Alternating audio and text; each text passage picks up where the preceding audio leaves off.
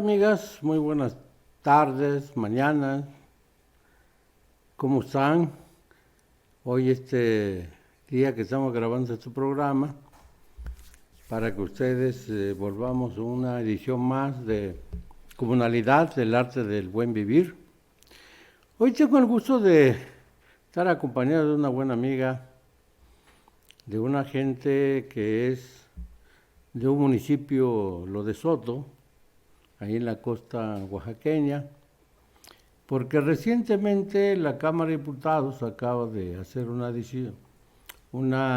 adición al artículo segundo constitucional para reconocer al pueblo negro,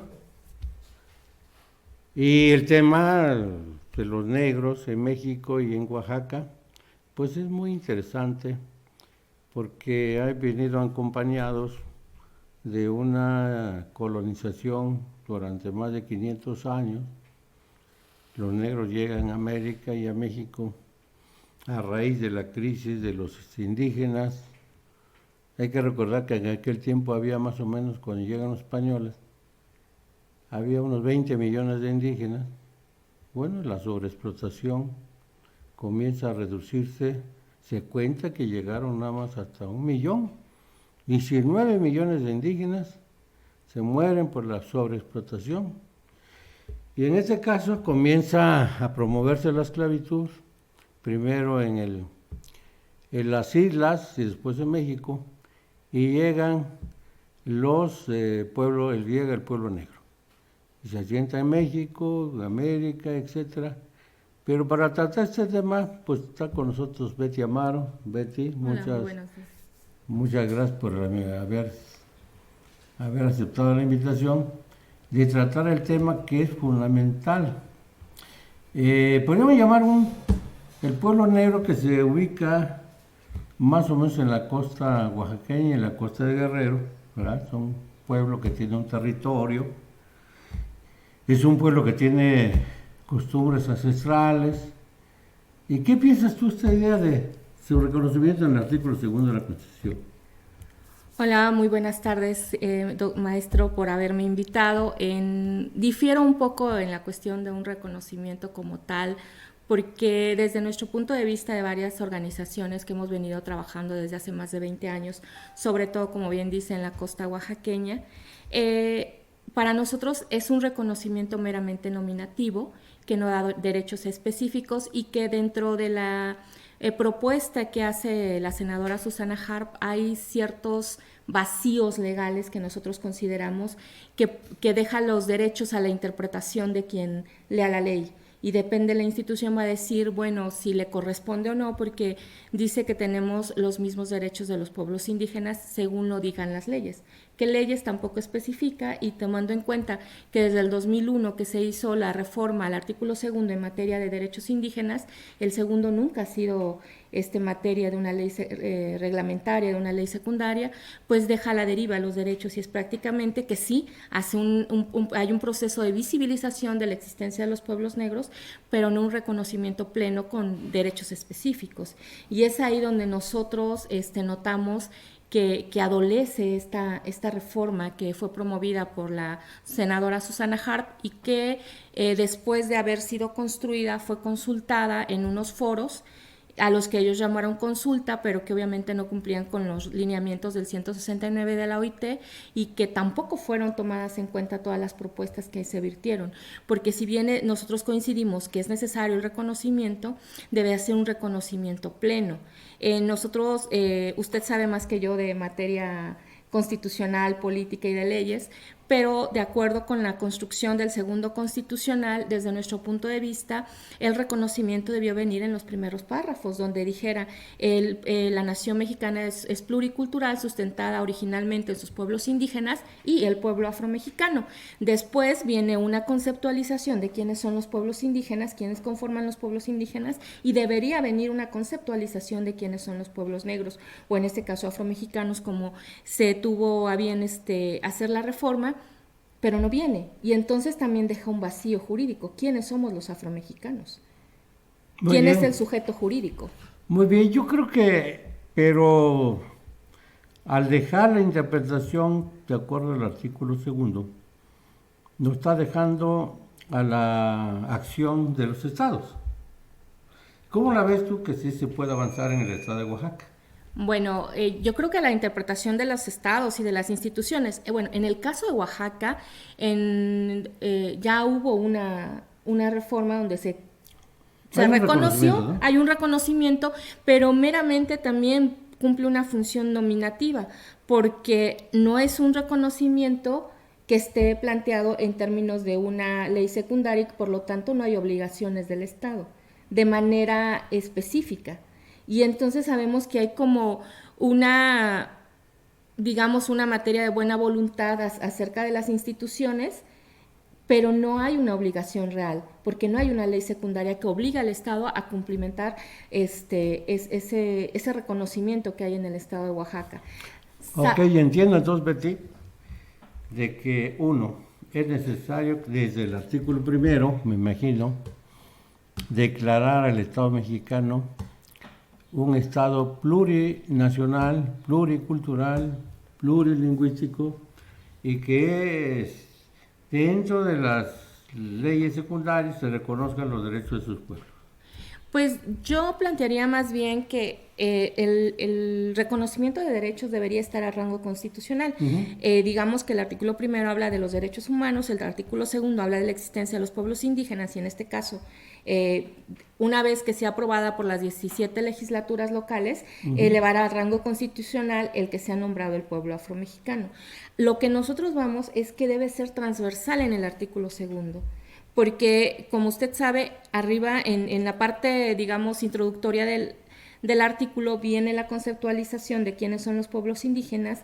En el apartado A vienen los derechos de los pueblos indígenas y en el apartado B vienen las obligaciones del Estado. Y en el apartado C, ahí viene que dice que somos afromexicanos, que reconoce al pueblo afromexicano y que tendremos los mismos derechos de los pueblos indígenas, pero tampoco dice que el Estado tendrá las mismas obligaciones para con nosotros. O sea, estamos hablando que hay un vacío legal, una mala construcción de esta iniciativa de reforma desde nuestro punto de vista.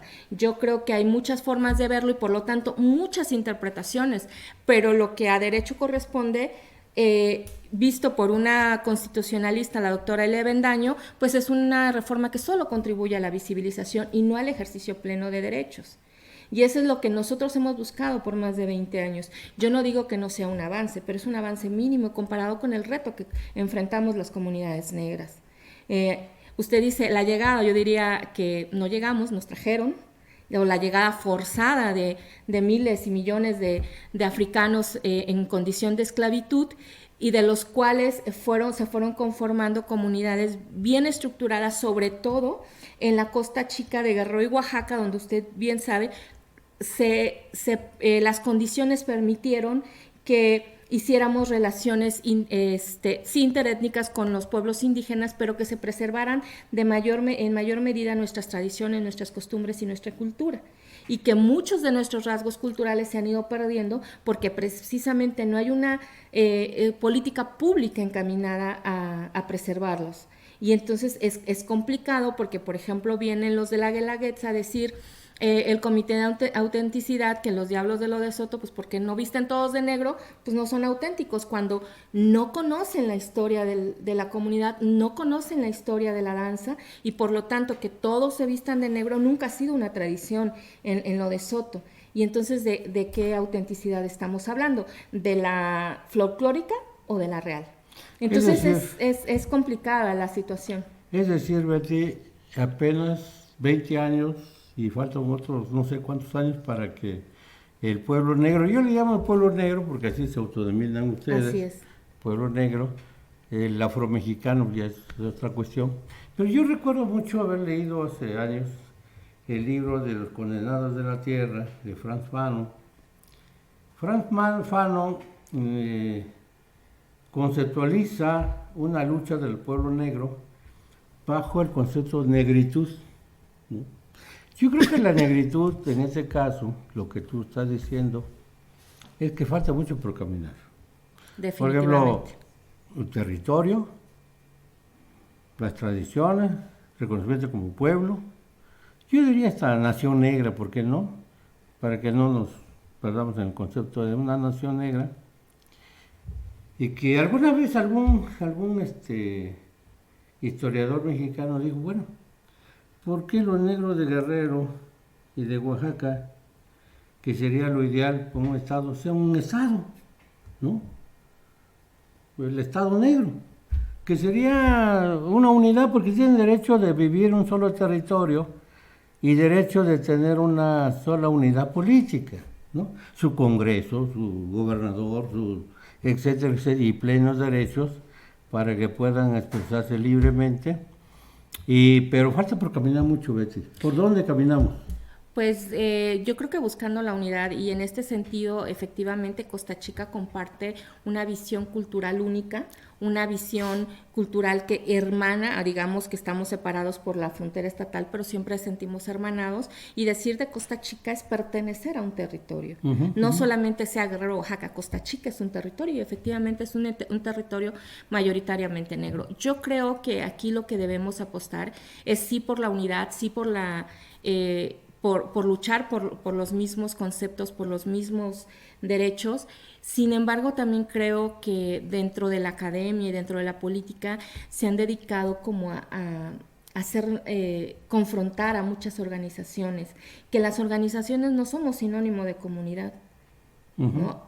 Pero que de una u otra manera, por la estructura que se venía llevando, tienen un peso, han tenido un peso significativo ciertas organizaciones que se asumen como padres o madres del movimiento y que creen tener la voz única y llevar la voz del pueblo, cuando no necesariamente es así, ¿no? Desde las comunidades puede haber otra visión, desde las comunidades muchas veces hay una menor inserción a la política de la exigibilidad de lo que es ser afromexicano, porque para nosotros la negritud viene desde cómo nacemos, cómo vivimos, cómo comemos, cómo vivimos, y es claro, y es una cosmovisión propia que a veces no logra empatar con lo que es la política, con lo que es la academia, o con lo que dice la política y la academia que somos. Estaba usted hablando hace rato de este concepto, este choque entre los conceptos de lo negro y de lo afromexicano.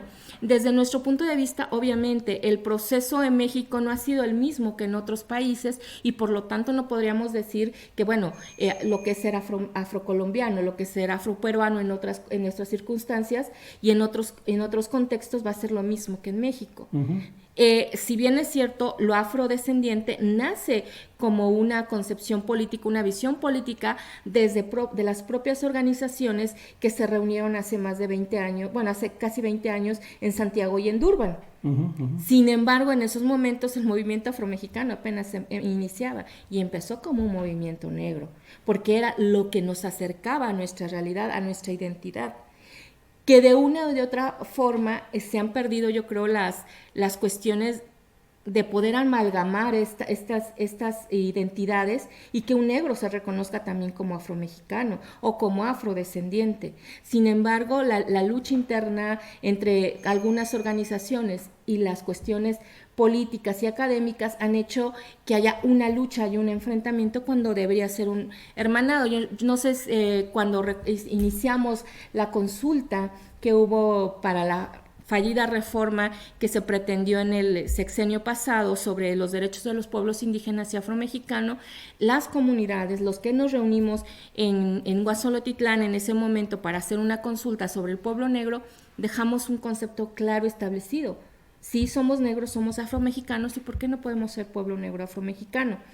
Que la visión racista del Estado, pues, cree que el racismo parte de las palabras y no de las acciones, e intenta por todos los medios quitar la palabra negro, aun cuando sea la de mayor aceptación en las comunidades. Claro, entonces yo creo que para que gente que nos esté viendo, que nos pueda ver en este programa, que le quede claro una cosa. Los negros son un pueblo. Está claro. Clarísimo. 2, tienen identidad propia, tienen territorio y tienen costumbres, historia, de una historia que nace de la colonización, etcétera, y quieren la emancipación de los negros. Yo recuerdo bien, pues hay que decirlo, ¿verdad? Que Hubo un presidente negro en este país, Vicente Guerrero. El padre de el sentimientos, el que hizo los sentimientos de la Claro, nación. Sentimientos de la Nación, el Vicente Guerrero, el primer, digamos, Morelos. moreno, negro, Vicente Guerrero, que por cierto lo mataron aquí en Oaxaca, ¿no? Y después tuvimos el primer presidente indígena, que es Benito Juárez. Pues ahí vamos construyendo este país. Bueno, entonces, ¿qué se necesita para llegar realmente a un pleno reconocimiento de los derechos de los pueblos? ¿Qué se necesita? Yo creo que se necesita escuchar la visión de los pueblos. De acuerdo. Yo creo que la clase política no ha logrado entender que los pueblos tenemos decisión Más bien propia. no quieren entender, ¿eh? Bueno, si no quieren entender, no quieren ver, que los pueblos tenemos decisión propia, cosmovisión, y que tenemos el derecho y tenemos la capacidad de decidir en qué forma queremos ser vistos y en qué forma queremos ser reconocidos, qué derechos queremos llevar a cabo y cómo los queremos llevar. Muy bien. Porque en esta estructura, en este paternalismo que aún no se logran quitar la clase política y académica, nos quieren encasillar y decir, bueno, yo te veo de tal forma, eres tal cosa y por lo tanto te doy los derechos que desde mi propia cosmovisión yo creo que tú necesitas. Y cuando tú volteas y le dices, disculpe señora senadora, señor diputado, yo creo que tengo Así derechos. somos. Tengo estos derechos. Por ejemplo, en este reconocimiento, pues no se especifica el derecho al territorio, porque también tenemos que tomar en cuenta que nuestras comunidades están asentadas a las orillas del mar. O sea, toda la zona costera, que es una zona muy rica, muy bella y de explotación turística, pues ese es nuestro territorio, y que también eso como que confronta la idea de dotar de territorio. Y en este sentido, yo creo que si bien ya se llevó a cabo este acto de visibilización más que de reconocimiento, yo tengo todavía una esperanza que pudiera ser modificado en esta coyuntura de que el Instituto Nacional de los Pueblos Indígenas está por realizar la consulta. Bueno, está llevando a cabo la consulta a nivel nacional sobre la reforma constitucional y legal de los pueblos indígenas y afromexicanos, y que en ese sentido el próximo domingo en Copala Guerrero va a haber un foro afromexicano exclusivamente, y que también nos habremos de dar cita el 7 en Copala Guerrero y el 13 en Jamiltepec, donde es indígena y afro. Pero que tendremos que hacer escuchar nuestra voz y lograr tal vez, si ya hay este reconocimiento, pues hacer un reconocimiento más pleno, el catálogo de derechos, la conceptualización de lo que es negro. Yo espero encontrar realmente el respaldo, la apertura para lograr esto, para que sean escuchadas las voces, no de las organizaciones, no de los académicos, no de los políticos, de los pueblos. Que hagan la consulta de los pueblos en asambleas y como gusten, y que la gente opine y cómo lo sienten los de la comunidad, cómo lo sienten ellos, cómo quieren ser reconocidos, también he dicho de su parte, cómo quieren vivir su vida, ¿no? Su cultura, su cosmovisión, su sentido, porque efectivamente México es un país muy bonito cuando se trata de ser un país pluricultural, plurinacional, de tal manera que, y además digo, porque hace rato abordabas el tema de que también el pueblo negro necesita venir a la Guelaguetza, porque es una fiesta cultural, ¿no? Pues sí. De nosotros, yo creo que es una fiesta cultural, donde se expresa la cultura. Si mal no recuerdo, vienen los diablos. Vienen los diablos, hace años vinieron los de Collantes, y en estas últimas fechas se están presentando los de Llano Grande. Llano Grande. Es Santiago Llano Grande. Yo creo que en este sentido, bueno, son 4 presentaciones, y que bien pudieran venir más de un pueblo negro. De un pueblo negro. Y en digamos, nuestra danza más conocida es la danza de los diablos, pero también tenemos la danza del toro de petate. Y cómo amalgamar y cómo hacer entender a esta visión tan folclorista de lo que es nuestra cultura, que también somos diversos, y que digamos que la diversidad en el atuendo de los Diablos de Loreto es lo que siempre los ha caracterizado. Digamos que en este proceso de pérdida también de rasgos culturales, para nuestra comunidad, cuando murieron los músicos viejos, se perdió esa forma de hacer percusión con el bote y con la armónica. Sin embargo, la comunidad logró rescatar y permanecer con la danza a partir de una adecuación de los instrumentos, porque no había más músicos que el de la batería y el de la trompeta, y con eso siguieron haciendo la música, y que lo que le da fuerza es la personalidad de cada diablo y la fuerza de los pasos. Y entonces, ¿cómo hacer ver que no todos somos iguales? Que el que sean diablos no quiere decir que todos los... Claro, porque los de Collantes ya adoptaron un uniforme, porque los de Llano Grande decidieron por su trayectoria vestir todos de negro, igual que los de Coajiniculaapa en el caso de Guerrero, pero en el caso de Soto somos diferentes. Y entonces, ¿cómo aceptarlo?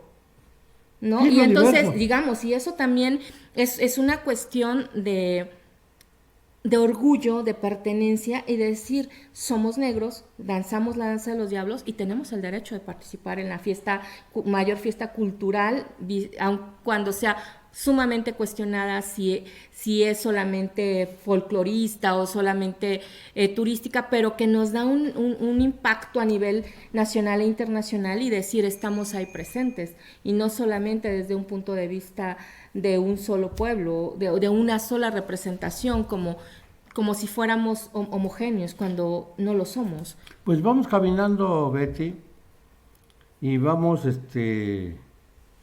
creo que dice que la política es la mejor forma de arreglar las cosas. Pues vamos haciendo esto. Primero, hay que hacer lo posible por el reconocimiento del municipio negro. Ese es lo primero, para que tengan su ayuntamiento y tengan que tener una expresión política. 2, la autonomía de las agencias de los pueblos negros.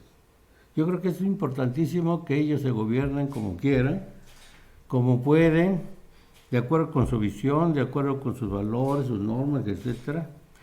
3, que creo que necesitamos esto en Oaxaca, necesitamos ya la representación del pueblo negro en el Congreso. ¿Por qué? Porque es la voz de los pueblos las que necesitamos estar en el Congreso, igual que los pueblos indígenas, que todavía no nos han dejado, ¿verdad? Es por medio de los partidos.